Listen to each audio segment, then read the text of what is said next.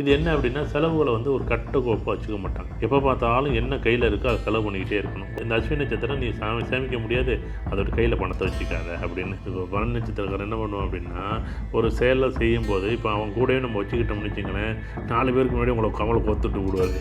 இது சார் இவர் அப்படி சொன்னார் சார் இவர் இப்படி சொன்னார் சார் அப்படின்னு. தராசுங்கிறது 2 பக்கம் நியாயமாக செயல்படும். புண்ணியத்தில் பங்கு இருக்குன்னு யாரும் சொன்னதில்ல, பாவங்களில் இவங்க பங்கு பாதி வாங்கிக்கிறாங்க அப்படிங்கிற மாதிரிலாம் சொல்கிறாங்க. அதெல்லாம் உண்மையா சார்? அதெல்லாம் கிடையாது. அப்படியே டாக்டர்கிட்ட போனால் டாக்டர் வழியை போக்குறாரு, டாக்டர் ஒரு ஆப்ரேஷன் பண்ணுறாரு, ஒரு பெரிய உயிரிலேருந்து காப்பாற்றுறாரு, அவர்கிட்ட பாவம் புண்ணியம் போய்டும்னு சொல்ல முடியுமான்னு? இதில் பாவமும் கிடையாது புண்ணியம் கிடையாது. அவங்களுக்கு என்ன தகவல் சொல்ல கடவுள் வாய்ப்பு கொடுத்துச்சோ, கிரகம் என்ன வாய்ப்பு கொடுத்துச்சோ அதை தான் நாங்கள் சொல்ல போகிறோம். அது எல்லா செயல்களுக்கும் பாவ புண்ணியம் இருக்குது. நீ கோவிலில் பணம் போட்டாலும் பாவ புண்ணியம் இருக்குது, கோவிலில் பணம் போடலைனாலும் பாவ புண்ணியம் இருக்குது, சாப்பாடு வாங்கி கொடுத்தாலும் பாவ புண்ணியம் இருக்குது, சாப்பாடு வாங்கி கொடுக்கலனாலும் பாவ புண்ணியம் இருக்குது. அதை விட்டு நீங்கள் இங்கே பாவ புண்ணியங்கள் அவரோட நிலைகளை பொறுத்தது. நீங்கள் ஜோதிடர்களுக்கு மட்டும் கிடையாது, ஜோதிடத்துக்கு மட்டும் கிடையாது, பாவத்தை மட்டுமே ஜோதிடர்கள் வாங்கிறாங்க அப்படிலாம் கிடையாது. அப்போ ஜோதிடர்களுக்கும் நல்ல நேரம் கெட்ட நேரம் இருக்குது. கரெக்டாக என் பையன் என்ன பண்ணுறான், வண்டியில் கொண்டு போய் தண்ணி பாட்டு எடுத்து காரை சாவி உள்ளார வச்சு லாக் பண்ணி விட்டாரு. 2 மணி நேரம் அங்கே உட்காந்துருக்கேன். 2 மணி நேரம் கழிச்சு காரை சாவி எடுத்து வண்டி ஓட்டிகிட்டு வர்றேன். 2 மணி நேரத்துக்கு முன்னாடி வந்து ஒரு கார் ஆக்சிடென்ட் ஆகிடுச்சு. அப்போ ஏதோ ஒரு வகையில் நாங்கள் காப்பாற்றப்பட்டல. மருந்து மருத்துவம் மருத்துவமனைன்னு போட்டிருக்கேன் சார். அது இப்போ உதாரணமாக நீங்கள் வந்து இப்போ மருத்துவம் படிக்கலாமான்னு கேட்குறீங்க. மருத்துவம் படிக்கலாம். சார் நான் அக்குபஞ்சர் படிக்கலாமா? அக்குபஞ்சர் படிக்கலாம். அக்குப்ரெஷர் படிக்கலாம். அக்குப்ரெஷர் படிக்கலாம். நான் ஹோமியோபதி படிக்கலாம். ஹோமியோபதி படிக்கலாம். நான் சித்தா படிக்கலாம். சித்தா படிக்கலாம். இப்போ இதே மாதிரி இப்போ நீங்கள் ஒரு உதாரணம், இன்றைக்கி பிரசன்னத்துக்கு இன்றைக்கி கோச்சாரத்தில் அஸ்வினி நட்சத்திரம் போகுது. நீங்கள் இப்போ வந்து சார் இன்றைக்கி என்ன படிக்கலாம், உங்களுக்கு டேட்டா பர்த் இல்லை சார், டைம் இல்லை சார், இன்றைக்கி அஸ்வினி நட்சத்திரம் போகுதியா, நீ மருந்து மாத்திரை சம்மந்தப்பட்ட டெம்பரவரியாக படிக்க முடிஞ்சா படிச்சு சார் எம்பிபிஎஸ் முடியுமா அப்படின்னு கேட்கக்கூடாது உடனே. அது மருத்துவம் தான். அதுக்கு கிரகங்கள் ஜாதகத்தை பார்த்து சொல்லணும். ஆனால் ஒரு இப்போ அக்குபஞ்சர் வந்து நம்ம படிச்சிட முடியுமா? படிச்சிட முடியும். பிரசன்னத்தில் கேள்விகள் சமயத்தில் உடனடியாக நடக்கக்கூடிய கேள்விகளை வந்து சொல்கிறது தான் பிரசன்னம். டக்குன்னு சொல்லிடுறது. இப்போ ஜாதகம் இருக்குன்னா ஜாதகம் பார்த்து சொல்லணும், இல்லை பிரசன்னம் போட்டு தான் சொல்லணும். அதுக்கு பிரசன்னம் போட்டு 2ஆம் அதிபதி இருக்குது, உனக்கு எம்பிபிஎஸ் வராது, நீ வந்து பிஎஸ்எம்எஸோ பிஹெச்எம்எஸோ ஆர்ஹெச்எம்பியோ வேறு ஏதோ ஒன்று படிச்சுங்க அப்படின்னு சொல்லணும். இப்போது நீங்கள் மருத்துவமனைன்னு போட்டிருக்கீங்கல்ல சார், இப்போ அஸ்வினி நட்சத்திரத்துக்காரங்க மருத்துவமனை போவாங்கன்னு அர்த்தமா, மருத்துவமனை கட்டுவாங்கன்னு? மருத்துவமனைக்கு இப்போ உதாரணமாக நம்ம ஒரு பில்டிங் ஒன்று கட்டணும் சார், நான் ஒரு ஹாஸ்டல் ஒன்று கட்டணும்னு சொல்கிறாங்க. மருத்துவமனை கட்டி நீ ஹாஸ்டல் இது லீஸ் கொடு. அப்போ 2மே நடக்குமா சார்? எது ஒன்று தான் நடக்கும். இல்லை நான் மருத்துவமனை போவேனா இல்லை மருத்துவமனை சார்ந்த இடத்துல நான் இருப்பேன், அவ்வளோதான விஷயம். எனக்கு மருந்து மாத்திரை சம்மந்தப்பட்ட இடத்துல நான் இருக்கிறேன். இப்போ உதாரணமாக இப்போ நீங்கள் 2 விஷயம் புரிஞ்சுக்கணும். நான் ஹாஸ்டல் கட்டுறது நல்லதா இல்லை ஹாஸ்பிட்டல் கட்டுறது நல்லதா? ஹாஸ்பிட்டல் அவ்வளோதான். இதுதான் ஜோதிடம், அவ்வளோதான் விஷயம். இப்போ நீங்கள் திரும்ப படிச்சிங்கன்னா என்ன நடக்கும்? திரும்ப படித்தா ஒரு 100 தடவை சொல்லி பாருங்கள். சார் நான் ஒரு கமர்ஷியல் பில்டிங் ஒன்று கட்ட போகிறேன் சார் அப்படின்னா, கமர்ஷியல் பில்டிங் கட்டிட்டாதையா, நீங்கள் வந்து ஒன்றுக்கு தேவைன்னா நீ வந்து ஒரு ஹாஸ்பிட்டல் கட்டி நீங்கள் லீஸுக்கு விட்ரு, ஒரு 10 டாக்டர்கிட்ட லீஸுக்கு விட்ரு. பண்ணலாமா பண்ணக்கூடாதா? எது லாபம் அப்படின்னா ஹாஸ்பிட்டல் லாபம். அப்படி அது பண்ணலைன்னா நான் ஹாஸ்பிட்டலில் போய் இருப்பேன்னு அர்த்தம். கண்டிப்பாக ஹாஸ்பிட்டல் சம்மந்தப்பட்ட இடத்துல நான் ஆஸ்பத்திரி, நீங்கள் மருந்து மாத்திரை சம்மந்தப்பட்டதை தொட்டே தீரணும் தலைவர. நீங்கள் ஒன்றும் இல்லை, இன்றைக்கி அஸ்வினி நட்சத்திரம் உங்களுக்கு போணுச்சுன்னா நீங்கள் ஹாஸ்பிட்டல் போயே ஆகணும். ஆனால் எல்லாருமே ஆஸ்பத்திரி போய் தானே சார்? ஏதோ ஒரு அது எல்லா நட்சத்திரம் அவங்க அப்படி தான் இருக்குது. நீ அடுத்தடுத்த நட்சத்திரங்கள் படிக்கும்போது தெரியும் உங்களுக்கு. இது வந்து இது காது வலின்னு போகும், இன்னொன்று தலைவலின்னு போகும், இன்னொன்று கழுத்து வலின்னு போகும். இதுக்கு தலைவலி, இதுக்கு தலைவலி இருக்கான தலைவலி இருக்கும். அஸ்வினி நட்சத்திரம் தலைவலி. இன்னொன்று செலவுன்னு போட்டிருக்கீங்க சார். இது என்ன அப்படின்னா, செலவுகளை வந்து ஒரு கட்டுக்கோப்பாக வச்சுக்க மாட்டாங்க. எப்போ பார்த்தாலும் என்ன கையில் இருக்கோ அதை செலவு பண்ணிக்கிட்டே இருக்கணும். ஒரு இடத்துல கூட கையில் இருக்காது, கொடுத்துரும். ஒன்று கையில் வச்சுக்கவே முடியாது. இந்த அஸ்வினி நட்சத்திரம் நீ சேமிக்க முடியாது, அதோட கையில் பணத்தை வச்சுக்காத அப்படின்னு. இது திரும்ப நீங்கள் படிக்க போகும்போது இதை நீங்கள் யாரோ ஒரு அஸ்வினி நட்சத்திரத்தை வச்சு இது பேசுனீங்கன்னு வச்சுக்கங்களேன். இதை கிளாஸில் நாங்கள் பேசுவோம். இதை பேசும்போது ஆமாம்ல சார் நான் பணமே தங்காது சார், நீ அஸ்வினி நட்சத்திரத்தில் ஒரு விஷயத்தை ஆரம்பிக்காத. அதாவது ஏஆர்பிக்கு அஸ்வினி ஏஆர்பி அஸ்வினி கேதசை போதுன்னு வச்சுங்களேன், கையில் காசே வச்சுக்க மாட்டார். காசு வச்சோன்னு எண்ணமே இருக்காது, இருக்குது கையில் இருக்கிறது அப்படியே கொடுத்துருவோம். இப்படி ஒன்று அவங்களுக்கு அப்படியே கொண்டு போயிடுவோம். நிறைய நிகழ்வு சிகரம்னு போட்டிருக்கீங்க சார். ஒரு விஷயத்தை அடைதல் அப்படின்னா, உயரத்தை அடைதல் அப்படிங்கிறதுக்கு எல்லாத்தோடைய உச்சாணி அப்படின்னு சொல்கிறோம்ல, அந்த மாதிரி ஒரு விஷயத்தை பிடிச்சிக்கிட்டே போயிடலாம் அப்படின்னு சொல்கிறது.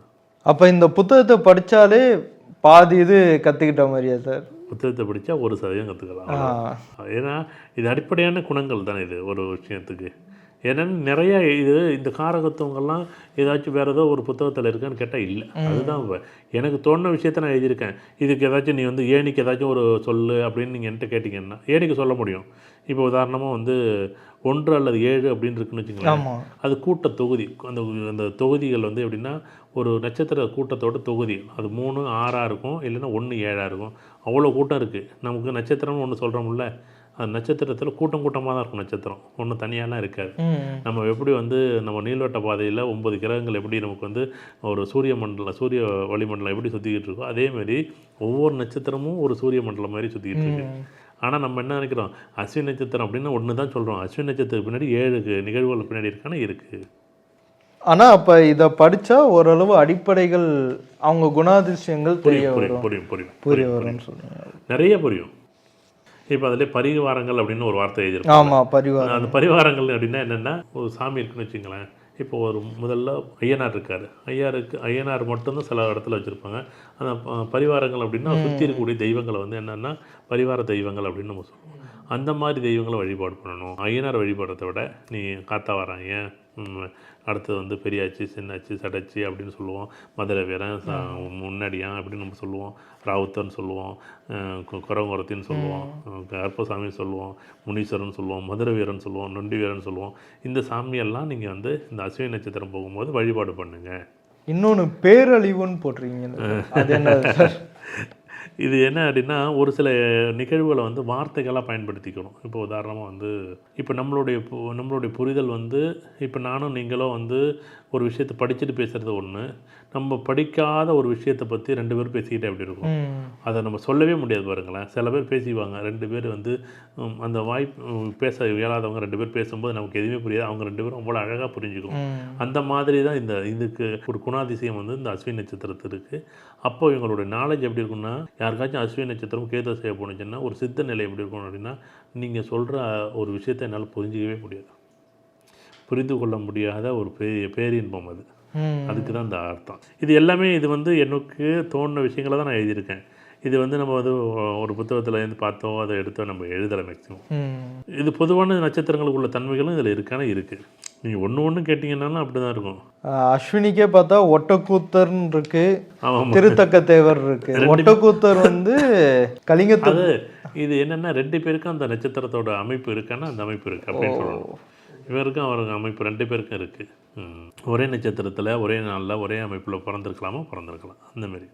அதிலே வாதுங்க அந்த ஒற்றை தலைவலி இங்கே வந்திருக்கும் பாருங்க, அந்தமாரி வந்திருக்கும். அக்கினியை கும்பிடுறது, அக்கினியை கொண்டாடுறது. குரு தட்சிணாமூர்த்தி, அஸ்வினிக்கும் குரு தட்சிணாமூர்த்திக்கும் சம்மந்தமே கிடையாது. ஆனால் தயவு செய்து சம்மந்தப்படுத்துங்க. இது ரியல் லைஃபோட அனலைஸ் பண்ணாங்கன்னா இதை வச்சுக்கிட்டு நம்ம ஒரு 100 இல்லை 500 வீடியோ கூட போடலாம். அவ்வளோ விஷயம் இருக்குது இதில் ஒன்று. இப்போ அதே மாதிரி பரணியின் தன்மைகள்னு சொல்லி கொடுத்துருக்கீங்க சார். அதில் உஷ்ணம்னு போட்டிருக்கீங்க. பொதுவாகவே பரணி நட்சத்திரம்னாலே நெருப்புன்னு சொல்லுவோம். அதை இது பொதுவாகவே இந்த ஜோதிடத்தில் எல்லாருக்குமே தெரியும். பரணி நட்சத்திரம் அடுப்பு, நெருப்பு அப்படின்னு சொல்லுவோம், உஷ்ணம்னு சொல்லுவோம். இது என்ன அப்படின்னா சுறுசுறுன்னு நிற்கும் ஒரு விஷயத்தில், சும்மாவே இருக்க மாட்டான். அதான் பார்த்திங்கன்னா இது என்னடா இப்படி நிற்கிறானே, காலில் வெண்ணி தண்ணி ஊற்றின மாதிரி இருக்கும்ல. ஒரு செயலை நீங்கள் என்ன பண்ணுவீங்கன்னா சும்மாவே இருக்க மாட்டா, சுற்றிக்கிட்டே இருப்பார்ல. அதுமாரி ஒரு விஷயத்த உள்வாங்கி பொறுமையாக பேச மாட்டார். சொல்லுங்கள் படபடன்னு பேசுகிறது. அப்போ அந்த ஒரு பரணி நட்சத்திரத்துக்கு அமைப்படி இருக்கும். அதில் ஒன்றுமே நீங்கள் பார்த்தீங்கன்னா அதில் நிறையா இருக்கும். பார்த்தீங்கன்னா திராசை பயன்படுத்தணும். ஒருத்தர் என்ன பண்ணணும், திராசை பயன்படுத்துறது இது சரியாக தவறாங்கிறத படக்குன்னு பேசுவாங்க. இப்போ பரணி நட்சத்திரக்காரர் என்ன பண்ணுவோம் அப்படின்னா, ஒரு செயலை செய்யும்போது இப்போ அவங்க கூடவே நம்ம வச்சுக்கிட்டோம்னு வச்சுங்களேன், 4 பேருக்கு முன்னாடி உங்களை கமலை கொத்துட்டு விடுவார். இது சார், இவர் அப்படி சொன்னார் சார், இவர் இப்படி சொன்னார் சார் அப்படின்னு. திராசுங்கிறது 2 பக்கம் நியாயமாக செயல்படும். கல் வச்ச கிட்ட யார் பக்கம் வேணாலும் சாயும். ஆனாலும் திராசுன்னு 2 பக்கம் கல் எடுத்துட்டிங்கன்னா அது எப்படி நியாயமாக என்ன பண்ணணும், அது 2 பக்கமும் சரிசமமாக, அது பொருள் பக்கமாக இருந்தாலும் சரி, எடைக்கல் பக்கமாக இருந்தாலும் சரி, சரிசமமாக இருக்கும். இப்படி தான் அது கொண்டாடும் அந்த திராசு. ஆனால் அந்த பரணி நட்சத்திரம் எல்லா நேரத்துலையும் ஒரு பக்கம் சாயும், ஒரு பக்கம் சாயும். ஆனாலும் சரிசமமாக அதுவாக இருந்துச்சுன்னா உண்மையிலே 100% சரியாக இருக்கும். அது கொண்டாடணும் அதை பரணி நட்சத்திரத்தை. உடல் பருமன் போட்டு எப்பயுமே அது சாப்பிட்டுக்கிட்டே இருக்கணும், ஏதோ பண்ணிக்கிட்டே இருக்கணும் அப்படின்னா அது உடல் பருமன் இயற்கையாகவே என்ன பண்ணும், அது தேவையான அளவுக்கு சுக்கிரதசை நடந்துச்சுன்னா அது தண்ணி அறியாமல் அதிகமாக சாப்பிடுமா, சாப்பாடு தேவையும் படும், பசிக்கிட்டே இருக்கும் அதுக்கு. அதுதான் பெரிய ஆச்சரியம். அந்த சுக்கிரதசை நடந்தாலே ஏதாச்சும் ஒரு பசி இருந்துக்கிட்டே இருக்கும். அது கேஸ்ட்ரிக்கால் வரக்கூடிய பசி. அதுக்காக போட்டு போராடணும் பாவம். பல் கண் அப்படின்னு 2 புலன்களை கண் பல் அப்படிங்கிறதுக்கு இப்போ உதாரணமாக எம்பிபிஎஸ் படிக்கலாம்னு கேட்டிங்க. உதாரணத்துக்கு நான் இன்னும் நிறைய சொல்லலாம். நீங்கள் அந்த ஒரு வார்த்தைக்கு நீங்கள் சொன்னீங்கன்னு வச்சுக்கலேன். இப்போ உதாரணமாக நான் என்ன சொல்லுவேன் அப்படின்னா, சார் நீங்கள் பல் டாக்டர் படிக்கலாமா கண் டாக்டர் படிக்கலாமான்னா 2 டாக்டரும் ஓகே படிக்கலாம், ENT டாக்டர் படிங்க அப்படின்னு சொல்லுவேன். எம்பிபிஎஸ் படிக்கலாம், எம்பிபிஎஸ் படிக்கலாம். கண்ணை வந்து அடையாளப்படுத்துறது, கண்ணை வந்து அந்த விழியை வந்து அடையாளப்படுத்துறது, நல்லா விரிந்த நிலையில் பார்க்குறது. இந்த பல்லும் அந்தமாரி வரிசையாக அடுக்காக இருக்கிறது இந்த பரணி நட்சத்திரம் அப்படின்னு பார்த்தோன்னே சொல்கிறது. அடிப்படையான குணங்களும் இருக்குது, இன்றைக்குள்ள குணங்களும் இருக்குது. இன்றைக்குள்ள குணங்கள் வந்து இப்போ ரொம்ப நல்லவருங்க, சிரிப்பாருங்க, அழுவாருங்க அப்படின்னு சொல்கிறது இன்றைக்குள்ள குணங்கள். பல்லு வரிசையாக இருக்கிறது அடிப்படையான குணங்கள் அப்படிங்கிறது. இரவு சுற்றுதல், நைட்டெல்லாம் வெளியே சுற்றிட்டு இருப்பாங்களா? நீங்கள் எல்லா நட்சத்திரமும் இரவு சுற்றாதீங்கன்னு சொல்லாதீங்க. இவங்களுக்கு மட்டும் இரவு சுற்றுறது சந்தோஷமாக இருக்கும். நீங்கள் உடனே வந்து அப்படியே நீங்கள் ஆஹா அப்படி கிடையாது இப்படி அப்படியெல்லாம் கிடையாது. நீங்கள் தயவுசெய்து இந்த நட்சத்திரத்துக்கு இரவு சுற்றுறது சந்தோஷமாக இருக்கும், இப்படி எடுத்துக்கணும். இப்போ இடது பக்கம் மச்சம் உடையவர்கள்னு குறிப்பிட்டிருக்கீங்க சார், எல்லாருக்குமே அப்படி இருக்குமா? எல்லாருக்குமே இருக்கும்.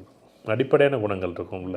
இப்போ பரணி நட்சத்திரம் கூட பிறந்த 3 பேர், அவங்க அப்பா கூட பிறந்த 4 பேர், அம்மா கூட பிறந்த 7 பேர் அப்படின்னு ஒரு அடிப்படையான குணங்கள் இருக்கும். இது பிறக்கும்போது உள்ள அமைப்பு. இது வந்து எல்லாருக்குமே இருக்குமா? இருக்கு. உங்களுக்கு இருக்குன்னு பாருங்கள், யாருக்கு இருக்குன்னு பாருங்கள், பார்த்தா தானே தெரியும். நீங்கள் ஒரு விஷயம் வந்து ஒரு புத்தகம் ஒரு விஷயம்னா அவ்வளோ தூரம் யோசித்து தான் நாங்கள் எழுதுவேன். அப்படி தான் எழுதுவேன் அதை. இது என்னென்னா இது எல்லாமே எனக்கு தோணுன விஷயங்கள். இது சரி தவறுன்னு சில பேருக்கு எப்படி இருக்குது என்ன அப்படின்னு பார்க்கணும். அதெல்லாம் நீங்கள் அது பிறகு உள்ளதை படிச்சிங்கனாலே ஆச்சரியமாக இருக்கும். தன்மைகளை படிச்சிங்கன்னு வச்சுங்களேன். இல்லை அதுக்கு முன்னாடி இருக்கு பாருங்கள், அந்த இடத்துல வந்து ஒரு தன்மைகளை எப்படி கொண்டாடுறதுன்னு நம்ம அதில் எழுதியிருப்போம். அதில் பரணி நட்சத்திரத்தை சமிக்கைகள், நிமித்தங்கள், சகுனங்கள்னு போட்டிருக்கோம் பாருங்கள். அடுப்பு எரியுதுன்னு சொன்னால் முன்னாடியே அடுப்பு சொன்னோன்னா, அடுத்து எரிவதுன்னு சொன்னோன்னா அடுத்து எரிவதை பார்க்குறது. சுடு தண்ணி கேட்டோம்லாம், சுடு தண்ணி பார்த்தோம்லாம், அது வந்து பரணி நட்சத்திரம். வயதான கிழவன் கிழவி பற்றி பேசுதல், அது பரணி நட்சத்திரம். இது வந்து இப்போது நட்சத்திரம் வந்து 10 வருஷத்துக்கு ஒரு தடவை தான் இதாகும்னு சொன்னீங்கல்ல சார். இப்போது சுடு தண்ணி கேட்குறதுங்கிறது அது எப்படி சார்? அது இன்றைக்கி பரணி நட்சத்திரமாக இருக்கும். இன்றைக்கி பரணி நட்சத்திரம் தினமும் மாறுமா? தினமும் வரும். சுக்கிரன் இருக்கும், நிறைய கால்குலேஷன் இருக்குது. நீங்கள் அதான் சொல்கிறல, இவங்க என்னென்னா லக்கணம் மாறுங்கிற ஒரு விஷயம், நட்சத்திரம் மாறும், ராசி மாறும், லக்கணம் மாறுங்கிறது மட்டும்தான் ஏஎல்பின்னு பொதுவாக சொல்லி முடிச்சிடறாங்க. அது அப்படி கிடையாது. நீங்கள் அடிப்படையாக படிச்சிங்கன்னா இதனுடைய அதான் சொல்கிறேன்ல, ஒரு நாள் நடத்துறது, ஒரு பாடம் நடத்துறது, ஒரு பக்கம் எழுதுறது ஜாதகம் இல்லை.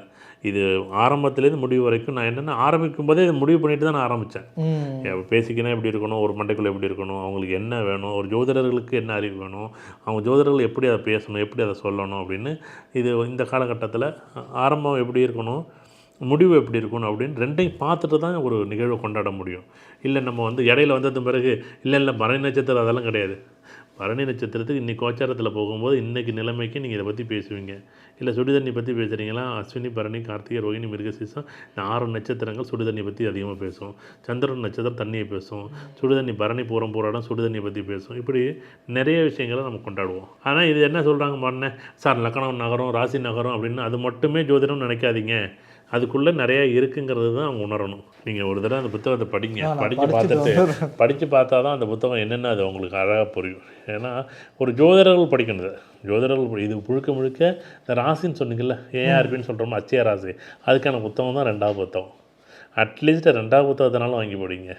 அதேமாரி நீங்கள் 8வது புத்தகத்தையும் படிக்கணும். நீங்கள் 8வது புத்தகத்தை படிச்சுட்டு என்கிட்ட நிறைய கேள்வி கேட்கணும். ஏன்னா ஜோதிடர் வாழ்க்கையும் எப்படி இருக்குங்கிறதுக்கு 8வது புத்தகம் தான் ஒரு பெரிய வரலாறு. சார் நீங்கள் இப்போ இது சொன்னோன்னையும் எனக்கு ஒரு விஷயம் ஞாபகம் வருது. ஜோதிடர்கள் நிறைய பேருக்கு வந்து அவங்கள்ட்ட வரவங்களோட பாவம் புண்ணியத்தில் பங்கு இருக்குன்னு ஒரு விஷயம் இருக்குது. புண்ணியத்தில் பங்கு இருக்குன்னு யாரும் சொன்னதில்லை, பாவங்களில் இவங்க பங்கு பாதி வாங்கிக்கிறாங்க அப்படிங்கிற மாதிரிலாம் சொல்கிறாங்க. அதெல்லாம் உண்மையா சார்? அதெல்லாம் கிடையாது.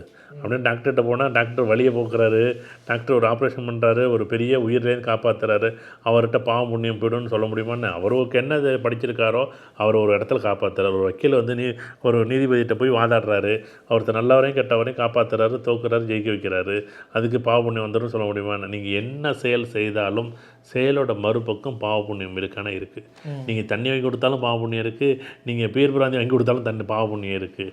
தண்ணி வாங்கி கொடுத்தா எப்படி பாவ புண்ணியம்? பாவம் அந்த புண்ணியம் தானே இருக்கணும், பாவம் வரக்கூடாது. அவனுக்கு தண்ணியே கிடைக்கக்கூடாதுன்னு தான் அங்கே எழுதியிருக்கு. நீங்கள் தண்ணி வாங்கி கொடுத்தீங்கல்ல, ஒருத்தருக்கு இங்கே பேரு பிராந்தி கிடைக்கணும், கிடைக்கவே கூடாது அப்படின்னு அவனுக்கு உண்மையிலேயே நீங்கள் வாங்கி கொடுத்தது அங்கே ஒரு பாவம் தானே. இப்போ எல்லா செயல்களும் பாவ புண்ணியம் இருக்குது. நீங்கள் வந்து ஜோதிடம்ங்கிறது வந்து ஜோதிடர்களுக்கு மட்டும் இல்லை, நீங்கள் யாருக்காச்சும் ஒருத்தருக்கு, நான் எப்பயும் சொல்கிறேன், உபதேசம் பண்ணுறது ஒரு ஆசிரியர்களுக்கு நான் எப்பயும் சொல்கிறேன், எல்லா ஆசிரியர்களும் சொல்லுவாங்க, ஆசிரியர்கள்னால் 1வது 2வது கற்றுக் கொடுப்பாங்கள்ல, அவங்களுக்கு எந்த எதிர்பார்ப்பும் இல்லாமல் ஒரு செயலை செய்யக்கூடிய ஆசிரியர்களுக்கு பாவ புண்ணியம் கிடையவே கிடையாது. புண்ணியம் மட்டும்தான். ஒரு ஜோதிடனுக்கு புண்ணியம் மட்டும்தான் கிடையாது, பாவமே கிடையாது. ஆனால் இவங்க என்னென்னா, இவங்க கணக்கை தவறாக பயன்படுத்தும் போது பரிகாரம் பயன்படுத்துகிறாங்க. ஏன்னா எவ்வளோ உலகத்தில் இவ்வளோ பெரிய மக்கள் தொகையில் நீங்கள் நல்லா சொல்லுங்கள், எனக்கு நான் கன்சல்டேஷன் பண்ணுறேன், எனக்கு 500 ஃபீஸ் கொடுங்க, எனக்கு இவ்வளோ தான் ஃபீஸ், நல்லா 500 வாங்கிட்டு சந்தோஷமாக ஜாதகம் பாருங்கள், நீங்கள் அவ்வளோ சந்தோஷமாக இருக்குது. இதில் பாவமும் கிடையாது, புண்ணியம் கிடையாது. அவங்களுக்கு என்ன தகவல் சொல்ல கடவுள் வாய்ப்பு கொடுத்துச்சோ, கிரகம் என்ன வாய்ப்பு கொடுத்துச்சோ அதை தான் நாங்கள் சொல்ல போகிறோம். நீங்கள் கிரகம் நல்லா இல்லைன்னு நீங்கள் வரவும் போகிறதில்ல, கிரகம் நல்லா இருந்தால் நீங்கள் வரவும் போகிறதில்ல. அதை விட்டு இதில் பாவ புண்ணியம்னு ஒன்றும் கிடையாது. அது எல்லா செயல்களுக்கும் பாவ புண்ணியம் இருக்குது. நீ கோவிலில் பணம் போட்டாலும் பாவ புண்ணியம் இருக்குது, கோவிலில் பணம் போடலைனாலும் பாவ புண்ணியம் இருக்குது, சாப்பாடு வாங்கி கொடுத்தாலும் பாவ புண்ணியம் இருக்குது, சாப்பாடு வாங்கி கொடுக்கலனாலும் பாவ புண்ணியம் இருக்குது. அதை விட்டு நீங்கள் இங்கே பாவ புண்ணியங்கள் அவரோட நிலைகளை பொறுத்தது. நீங்கள் ஜோதிடர்களுக்கு மட்டும் கிடையாது, ஜோதிடத்துக்கு மட்டும் கிடையாது, பாவத்தை மட்டுமே ஜோதிடர்கள் வாங்கிறாங்க அப்படிலாம் கிடையாது. அவனுக்கு நல்ல வழி சொல்கிறதுக்கு அவனுக்கு ஜாதகத்தில் ஒரு வாய்ப்பு வந்திருக்கு, தெரிஞ்சுக்கிட்டு அவர் வாழ்க்கையை மாற்றிக்கிறாரு. அதே அவர் புண்ணியம் இல்லைன்னு வச்சுங்களேன், பாவமாக தான் இருந்துச்சுன்னா தவறான ஜோசியத்தில் தவறான ஒரு 10 லட்ச ரூபா இன்வெஸ்ட் பண்ணி மொத்தமாக காலி ஆகிடும். அது அவரோட தலையெழுத்து. இவருக்கு என்ன ஜோசி பண்ணுங்க 10 லட்சம் சூப்பராக பண்ணலாம், அடுத்த வருஷம் அது எப்படி வரும்? அப்போ ஜோதிடர்களுக்கும் நல்ல நேரம் கெட்ட நேரம் இருக்குது, எல்லாருக்கும் இருக்குது. என்ன ஜோதிடருக்கு போட்டு என்ன அப்படி உங்களுக்கு எதுவும் நடந்த அனுபவம்? அதான் நிறையா இருக்குது. 1 2 இருக்கா என்ன? நீங்கள் 1 2 ஏதாவது சொல்லுங்க. நிறைய சொல்ல முடியும். ஒன்றும் இல்லை, நான் வந்து உதாரணமாக வந்து நான் முன்னாடியே சொன்னதான், ஒரு நம்ம இதில் பேசியிருக்கோமான்னு தெரியல. ஒரு நாள் சாப்பிட்டுட்டு பெருமாள் கோயிலேருந்து போகக்கூடாது. எதுக்குன்னா பெருமாள் கோயிலேருந்து போகக்கூடாதுன்னு சொல்லுது, ஆனால் பெருமாள் கோயில் பூட்டிட்டாங்க. பெருமாள் கோயில் சாமி கும்பிட்டாச்சு, பூட்டியாச்சு. கிளம்பலான்னு கிளம்ப முடியலை. என்னடா பண்ணுறேன்னு நினச்சிக்கிட்டு உட்காந்துருக்கேன். கரெக்டாக என் பையன் என்ன பண்ணுறான், வண்டியில் கொண்டு போய் தண்ணி பாட்டு எடுத்துன்னு காரை சாவி உள்ளார வச்சு லாக் பண்ணி விட்டார். 2 மணி நேரம் அங்கே உட்காந்துருக்கேன். 2 மணி நேரம் கழிச்சு காரை சாவி எடுத்து வண்டி ஓட்டிகிட்டு வர்றேன். 2 மணி நேரத்துக்கு முன்னாடி வந்து ஒரு கார் ஆக்சிடென்ட் ஆகிருக்கு. அப்போ ஏதோ ஒரு வகையில் நாங்கள் காப்பாற்றப்பட்டோம்ல. அப்போ நல்லது கெட்டது எனக்கு நடக்குது. நான் உதாரணமாக ஒரு பணம் வந்து ஒருத்தர் கொடுக்கக்கூடாது, ஆனால் நீங்கள் கேட்குறீங்க, நான் கொடுத்துட்டேன், அந்த பணம் வரலை. அப்போ எனக்கு அது கெட்ட நேரம் தானே. நல்ல நேரம் கெட்ட நேரம் இருக்கான்னு நிறைய இருக்குது. இது 1 2 சொல்ல முடியாது. அழுது புலம்பணும் உங்கள்கிட்ட எல்லாம். ஏன்னா நாங்கள் எவ்வளோ சந்தோஷமாக ஒரு செயல் செய்கிறோம் அப்படின்னா, யாரோ ஒருத்தரோட வாழ்க்கை மாறிடும் அப்படிங்கிறதுக்கு தான். என்னென்னா நாங்களும் அதில் வந்து 60-70% 80% நாங்களும் அது ஒரு விழிப்பு நிலைக்கு வர்றோம், நாங்களும் அதை ஏற்றுக்கிறோம். இப்போ நல்லா ஓரளவுக்கு வர்றோம். நாங்கள் இது ஆரம்ப நிலையில் இருக்கும்போது சொல்கிறது, உடனே இன்றைக்கி வந்து இந்த நிலைமையில் ஓரளவு புரிஞ்சுக்கிட்டு ஓரளவுக்கு நான் வந்து இது சரியும் கிடையாது, இது தவறும் கிடையாது நிலைக்கு வந்துட்டோம். அதுட்டு ஜோதிடர்களை பொறுத்தளவுக்கு இப்போ கடவுளை ஏதோ நம்பி கிரகங்களை நம்பி நம்ம பயணிக்கிறோம். நல்லது கெட்டதை வந்து நாங்கள் ஏற்றுக்கிறோம். நல்ல நேரம் கெட்ட நேரம் இருக்குது. நல்ல நேரம் இருக்கும்போது பார்த்து நடப்போம், நல்ல நேரம் இல்லைன்னா பார்க்காம நடப்போம். பார்க்காம நடந்தால் கால் வழுக்கிட்டு தான் விழுவும், அதை விட்டு அடிப்படை தான் செய்யும். நல்ல நேரம் இருந்துச்சுன்னா என்ன பண்ணுவோம், பார்த்து பொறுமையாக மெதுவாக நடந்து போவோம். இல்லைன்னா அவசரப்பட்டு வேகமாக போகும்போது கால் அடிபடும். இப்படி தான் எனக்கும் அடிபடுதானே, எனக்கும் அடிபடுது. எவ்வளோ தான் பார்த்து போனாலும் அடிபடும் தான். நீங்கள் ஏதோ ஒரு பந்தை விட்டு அடிக்கிறீங்க, வலிக்க தானே செய்யும். நான் கிரிக்கெட் விளையாடலை, நான் பத்திரமா கிரவுண்டில் விளையாண்டுக்கிட்டு இருக்கேன், ஓடிட்டுருக்கேன். நீங்கள் கிரிக்கெட் அடிக்கும்போது காலில் வந்து அடிச்சு போச்சு, அதுக்கு என்ன பண்ணுறது? அதுவும் ஒரு சில நேரங்களில் நடக்க தான் செய்யும். அதுவும் ஏற்றுக்கிட்டு தான் போகணும். அதுக்காக நல்ல நேரம் வந்தால் தான் நான் வெளில போவேன், கெட்ட நேரம் இருக்குது நான் வெளில போக மாட்டேன்னு சொல்ல முடியாது. நல்லதும் கெட்டதும் வாழ்க்கை இருக்க தான் செய்யும். ஜோதிடத்துலையும் இருக்கும், பார்த்துக்கணும், பயன். இப்போ ஜோதிடம் பார்க்க வரவங்களால ஜோதிடர்களுக்கு பிரச்சனைகள் வரும்னு சொல்கிறாங்க சார், அந்த மாதிரி எதுவும் நடந்திருக்கா?